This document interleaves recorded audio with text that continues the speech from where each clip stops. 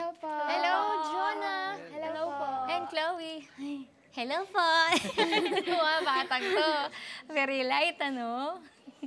Alright, si Jonah at saka si Chloe. Medyo nagulat ba? Opo. Masyado. Masyado? Masyadong nagulat.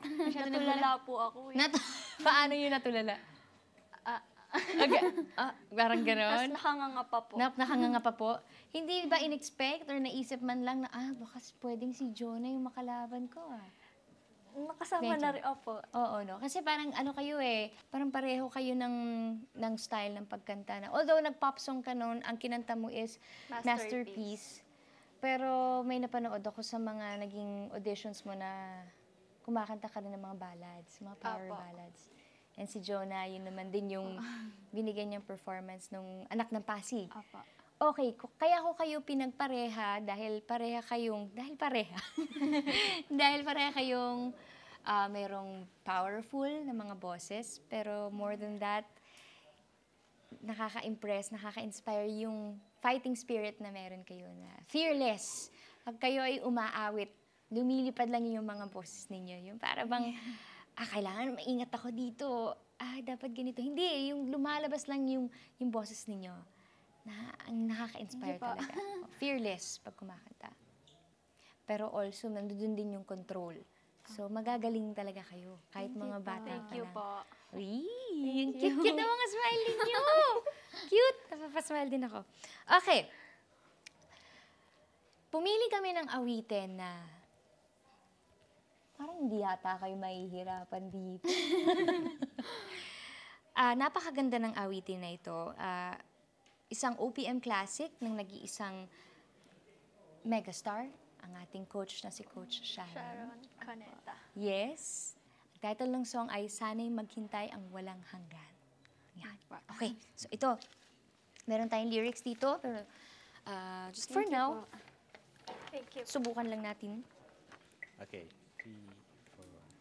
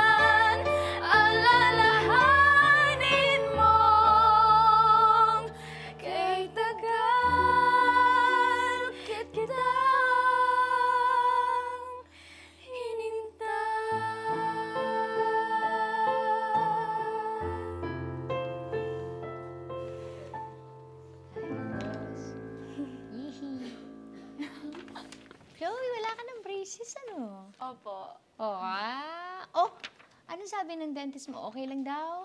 Okay na po. Oh, okay. Malaking tulong, no? Sa pagkanta, sa pag-pronounce ng mga song, na words. Opo. Okay. Okay, very good. Joanna, kamusta kayo? Okay ba? Okay ba yung pakiramdam ninyo? While singing the song? Medyo mataas po, pero okay naman po. Mwashush! Medyo daw mataas. Parang kulang pa eh. Kulang sa ano. Parang kulang na kulang nga sa inyo po. eh. Challenging ba yung song? Opo, challenge kasi tumaas po yung pitch niya.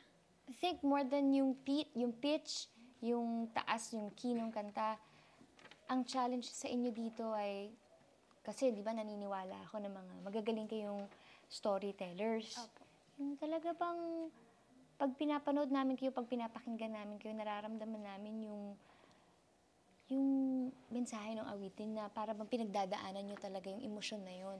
So yun yung, dun siya magiging effective eh. Nakita nyo ba si Miss Sharon Cuneta kumanta? Opo. Grabe, di ba? Nakakakilabot, di ba? Opo. Parang maiiyak ka pa nga minsan eh. Opo. Dahil sobra kaming naapektuhan pag siya na yung kumakanta ng mga awitin niya. So, yun lang ang ini-expect namin from you girls. Ito yung homework ninyo. Medyo malalim eh. Kahit ako nga din, binabasa ko, malalim yung mensahe ng kanta. Pero sa pagkakaintindi ko, sana'y maghintay ang walang hanggan. Ang tagal ng walang hanggan. Walang hanggan talaga. Kailan kaya yun? Hanggang kailan yung paghihintay na yun?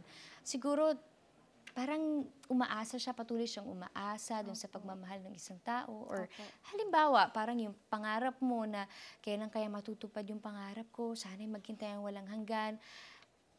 Sana dumating yung pagkakataon na malaman nung pangarap ko na meant for each other kami, na talagang pinanganak ako, halimbawa, maging mga awit or maging sikat na performer. Parang ganun. Hanapin ninyo yun with the help of ako, nandito rin ako, kung ano yung maitutulong ko na mas maintindihan palalo itong kwento ng awitin na ito. At syempre, yung mga magulang ninyo, dahil mga magulang natin yan, mas kilala nila itong awitin na ito. At mas may mga experience sila tungkol sa kinakailangan na emosyon sa awitin na ito. So, yun lang naman. Tapos, aayusin natin kung paano din mabibigyan ng time ang bawat isa na mag-shine. Tapos, magtutulungan kayo to make a beautiful harmony or mapaganda talaga yung dueto ninyo. Yun. Okay po. Okay. Thank you. Okay po. Thank you rin po. Thank you. Thank you po. Thank Thank you you. po.